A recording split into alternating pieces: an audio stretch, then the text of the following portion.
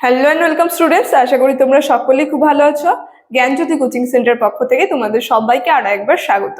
তো আমি মীরা ম্যাম, আমি আজকে তোমাদের সেমিস্টার থেকে ফার্স্ট সেমিস্টার এসএসসি বেঙ্গলি যে রয়েছে সেখান থেকে বেঙ্গলি কমিউনিকেশন অ্যান্ড স্কিল এই টপিকটার উপরে একটা গুরুত্বপূর্ণ বিষয় নিয়ে আলোচনা করব। ঠিক আছে, যেটা তোমাদের এক্সামের জন্য খুবই গুরুত্বপূর্ণ। দেখো, সেটা আমি তুলে ধরেছি বোর্ডেই, তোমরা দেখতে পাচ্ছ। দলবদ্ধ আলোচনা বা গ্রুপ ডিসকাশন যে রয়েছে, এই গ্রুপ ডিসকাশনের উদ্দেশ্য নিয়ে কিন্তু আজকে আমি আলোচনা করব। এর আগের দিন কিন্তু এই দলবদ্ধ আলোচনা বা গ্রুপ ডিসকাশনের সংজ্ঞাটা নিয়ে কিন্তু আমি আলোচনা করেছিলাম। ঠিক আছে, আলোচনাটি শুরু করার পূর্বে তোমাদের ছোট্ট করে একটা ইনফরমেশন দিয়ে দিই। দেখো, বোর্ডের কর্নারে তোমরা দুটো নাম্বার দেখতে পাচ্ছ।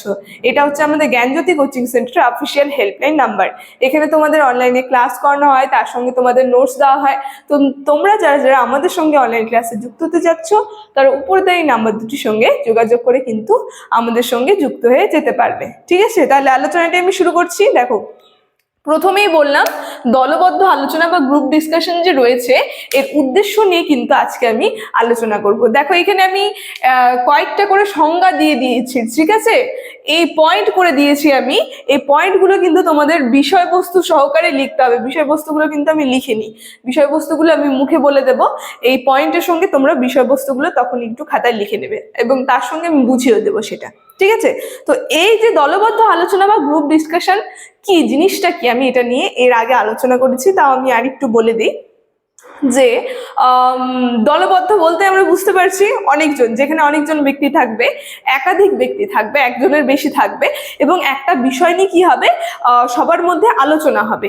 এবং সেখানে কি হবে, একটা ব্যক্তির যে কতটা দক্ষতা রয়েছে, কতটা ক্ষমতা রয়েছে, কতটা আত্মবিশ্বাস রয়েছে, তো এইটা মূল্যায়ন করা হবে। ঠিক আছে, সেইখানে এই বিষয়টি মূল্যায়ন করা হবে, একাধিক ব্যক্তি যেখানে আলোচনা থাকবে। ঠিক আছে, তো এই যে এই জিনিসটাই কিন্তু চলে গেল দলবদ্ধ আলোচনা বা গ্রুপ ডিসকাশনের মধ্যে। দেখো, এবং সেটার উদ্দেশ্যতে আমি দেখো প্রথম পয়েন্টে তোমাদের লিখেছি যোগ্যতা মূল্যায়ন। তোমরা লিখবে উদ্দেশ্যের মধ্যে প্রথম পয়েন্ট করবে যোগ্যতা মূল্যায়ন। সেখানের বিষয়বস্তুতে তোমরা লিখবে যে একজন ব্যক্তির বিষয় জ্ঞান, সমস্যা সমাধানের ক্ষমতা, যুক্তিবাদী চিন্তা ভাবনা ইত্যাদি মূল্যায়ন করা। যোগ্যতা মূল্যায়নে তোমরা কি লিখবে, আবার বলছি আমি, একজন ব্যক্তির বিষয় জ্ঞান, সমস্যা সমাধানের ক্ষমতা, যুক্তিবাদের চিন্তা ভাবনা ইত্যাদি মূল্যায়ন করা। ঠিক আছে, তো এখানে কি বললো, সেই ব্যক্তির হলো বিষয় জ্ঞান, তার মধ্যে জ্ঞান কতটা রয়েছে এবং তার যে সমস্যা সেটা সমাধানের ক্ষমতা কতটা রয়েছে। তারপরে কি বলেছে, যুক্তিবাদী চিন্তা ভাবনা, তার যে যুক্তিবাদী চিন্তা ভাবনাটা কেমন রয়েছে সেটা কি হবে, মূল্যায়ন করা হবে এই যোগ্যতা মূল্যায়ন পয়েন্টের মধ্যে। ঠিক আছে, দেখো পরের পয়েন্টে আমি লিখেছি যে দক্ষতা মূল্যায়ন।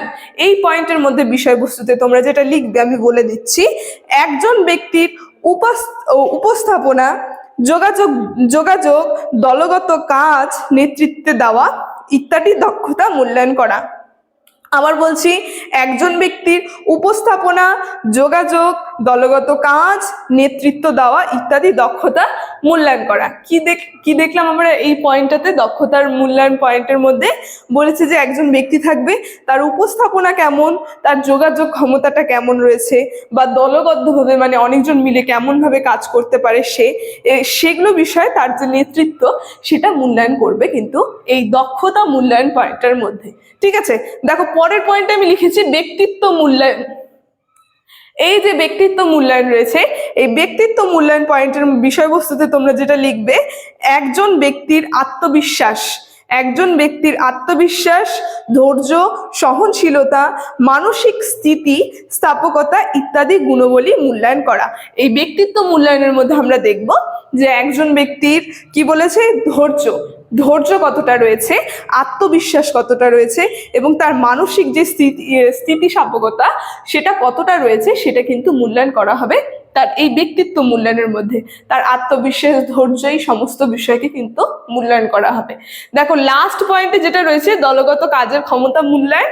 এই বিষয়বস্তুর মধ্যে তোমরা যেটা লিখবে যে একজন ব্যক্তি কিভাবে একটি দলের সাথে কাজ করে এবং অন্যের একজন ব্যক্তি কিভাবে একটি দলের সাথে কাজ করে এবং অন্যের মতামতকে সম্মান করে এবং দলের সিদ্ধান্ত পৌঁছাতে সাহায্য করে তা মূল্যায়ন করো। আবার বলছি, একজন ব্যক্তি কিভাবে একটি দলের সাথে কাজ করে এবং অন্যের মতামতকে সম্মান করে, তার সঙ্গে দলের সিদ্ধান্তে পৌঁছাতে সাহায্য করে, ঠিক আছে, তা মূল্যায়ন করা।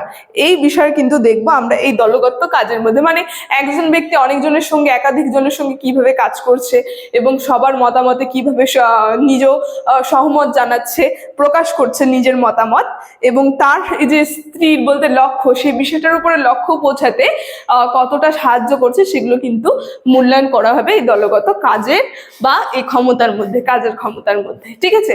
তো আজকে এই যে দলবদ্ধ আলোচনা বা গ্রুপ ডিসকাশন, এই পয়েন্টগুলো নিয়ে আলোচনা আমার এতটুকুনি ছিল। আলোচনাটি আমি এখানে শেষ করছি। তোমাদের ভিডিওটি যদি ভালো লেগে থাকে অবশ্যই like, comment, share and subscribe করে দেবে। Thank you.